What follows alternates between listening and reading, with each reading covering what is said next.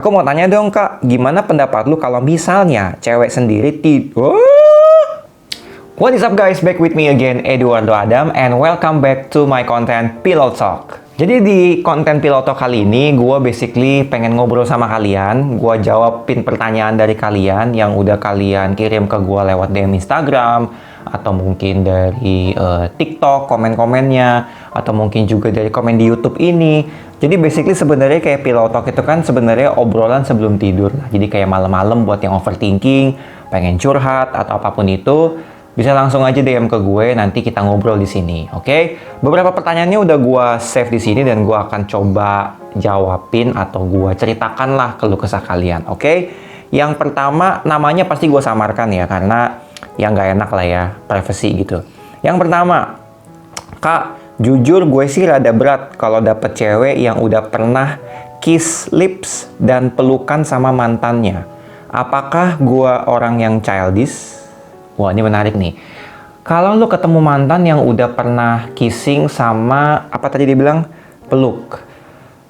Sebenarnya kembali ke standar masing-masing ya. Ya, kembali ke standar masing-masing. Kalau gua di usia gue yang udah 25 plus ini, apalagi di zaman sekarang ya, misalkan lo ketemu cewek, mustahil lah dia udah nggak pernah kissing sama, nggak pernah ada, minimal pelukan tuh nggak mungkin. Gak pokoknya gandengan, pelukan.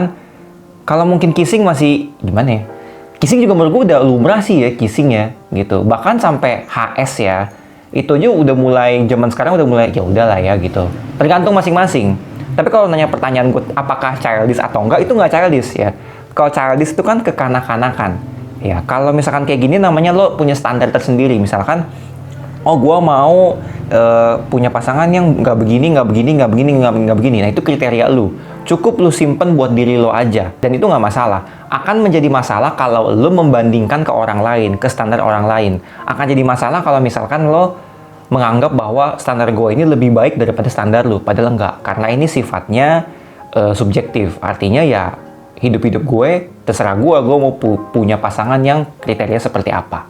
Next. Kamu mau nanya, kenapa ya orang yang tulus tuh selalu gak dihargain? Wow. Sebenarnya yang gak dihargai itu bukan tulusnya. Tapi apa tau nggak? Sikap terlalunya yang nggak dihargain orang. Gini, lu bayangin deh, lu baru kenal sama cewek atau cowok. Baru awal nih, ngobrol pun jarang misalnya, ketemu juga jarang. Tapi lu udah bisa memberikan perhatian ke dia yang banyak banget gitu.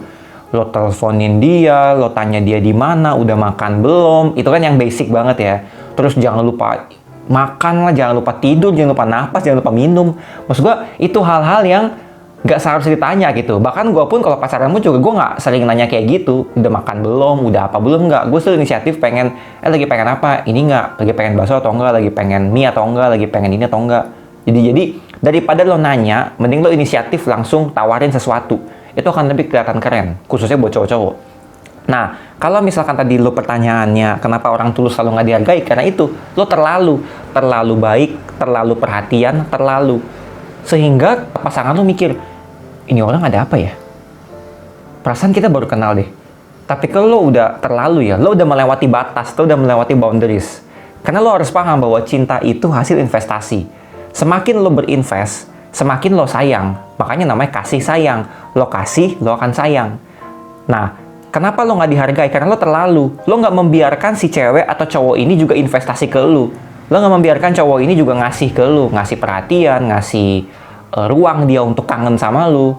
Jadi ujung-ujungnya ya dia kalau misalkan orang yang waras ya, dia harusnya sadar bahwa wah ini orang baik, gue suka sama dia, gue juga balikin lah investasinya, gue juga balik perhatian, gue juga balik sayang sama dia, balik peduli dan lain sebagainya. Tapi kalau emang cowok atau ceweknya emang kampret, ya dia terima aja gitu. Gue dapet perhatian, ngapain gue harus pacaran sama lu? Nggak pacaran aja gue dapet perhatian gitu. Basicnya gitu ya. Next, gue pernah baca tweet gitu, katanya lebih susah move on dari orang yang belum kita dapetin daripada yang udah dapet. Oh, lebih susah move on ketika lo masih jadi gebetan ketimbang udah pacaran terus move on itu lebih gampang. Jujur kalau gue lebih susah move on ketika lo udah jadi pacar gitu. Cukup 5-6 bulan itu buat gue udah susah move on. Karena kenapa susah move on? Karena ketika lo harus paham ada namanya 5 fase relationship. Mungkin akan gue bikin video sendiri kali ya. Itu ada fase di mana lo honeymoon phase. Itu fase pertama setahu gue. Jadi lu lagi sayang-sayangnya, lagi menggebu-gebunya, itu biasa terjadi di awal-awal tuh. lagi saling mengenal, pokoknya apapun buat dia, lu terbaik, lu segalanya, pokoknya fase honeymoon lah ya kan, dimana istilahnya tai kucing rasa coklat. Nah itu tuh. Nah, kenapa susah move on? Karena lo belum mengenal seutuhnya dia seperti apa. Itu yang bikin susah move on. Sementara kalau lo udah pacaran dalam sejangka waktu, lo udah bisa tahu nih baik busuk dia kayak apa. Sehingga ketika lo putus dan lo mau move on, lo akan mempertimbangkan, oh, gue masih sayang sih sama dia, tapi busuk-busuknya dia kayak gini nih. Aduh, gue nggak kuat kalau gue harus handle lagi, sehingga akan lebih mudah untuk lo move on. Sementara kalau belum jadi pacar atau masih gebetan, lo belum tahu nih, ibaratnya lo belum, dalam tanda petik ya, lo belum ngerasain, aduh, sama dia ini kayak apa ya rasanya gitu, pacaran sama lo tuh kayak apa ya rasanya gitu. Jadi itu bikin lo penasaran. Nah, rasa penasaran itu yang bikin lo susah banget buat move on. Kayak gitu. Itu bener sih, kalau gue setuju ya. Next, aku mau tanya dong Kak, gimana pendapat lu kalau misalnya cewek sendiri gimana kalau cewek sendiri tidur sama temen baik lu? Satu kata, putusin, cabut. Next, cara ilangin rasa bosan dengan pasangan. Itu wajar, inget ya, yang pertama, rasa bosan dalam hubungan itu sangat-sangat wajar, oke? Justru rasa bosan itulah yang bikin kelihatan kualitas hubungan lo seperti apa ketika lo menghadapi rasa bosan itu. Rasa bosan itu bukannya lo nyari ke orang baru, bukan. Karena ketika alasan lo rasa bosan nyari hubungan ke orang baru, dan lo memutuskan yang lama, terus lo menjalin dengan yang baru, terus yang baru lagi lo bosan, lo nyari lagi yang baru, lo mau sampai kapan? Hah? Lo mau sampai kapan? Ya bisa sih berhenti kalau orang barunya pinter. Dia tahu cara mengatasi rasa bosan pasangan kayak apa. Tapi kalau basically dari pasangannya emang brengki ya, emang lo gak puas aja sama satu, nah itu emang masalahnya di pasangannya, cowok ataupun cewek. Jadi rasa mengatasi rasa bosennya, ilangin bosennya ya, coba hal-hal baru. Misalnya lo orangnya gak suka petualangan naik gunung atau ke pantai, lo coba. Misalkan lo orang yang gak pernah bisa masak, lo coba bisa masak bareng sama pasangan lo misalkan. Atau lo misalkan yang lebih ekstrim, misalkan naik sepeda, mata ditutup gitu misalkan. Nah itu ekstrim kan, rasa bosen tuh hilang pasti tuh ya. Rasa takut yang ada tuh pasti. Terus lu coba arum jeram gitu, tanpa pakai pengaman gitu, udah lu lewat aja gitu arum jeram gitu. Itu kan ekstrim ya, ekstrim gitu. Itu jamin lu nggak bakal bosen gitu. Terus juga misalkan bungee jumping tapi talinya di leher gitu, wah cerak gitu, udah itu nggak bakal bosen pasti lu. Next, kalau love language-nya physical touch, kita ngasih peluk, kiss gitu, menurut kakak melewati batas nggak sih?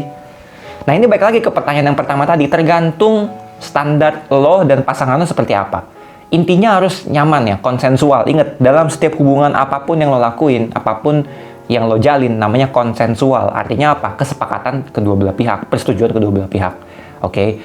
Nah, kalau misalkan pasangan lo nggak nyaman dengan peluk ataupun kiss, ya jangan lo kasih. Lo tanya. Kan bisa banyak. Kasih sayang itu bisa banyak. Misalkan lo rangkul, lo elus pundaknya ketika dia lagi cerita, dia lagi sedih, nangis. Gandengan tangan, elus tangan kalau dia lagi sedih. Banyak. Nggak harus peluk dan juga kiss. Karena kalau misalkan menurut lo physical touch cuma peluk sama kiss, ya mungkin ada arah-arah lain nih yang pengen lo berikan ke pasangan lo gitu. Jadi sebenarnya pinter-pinter lo aja gimana cara bikin pasangan lo nyaman.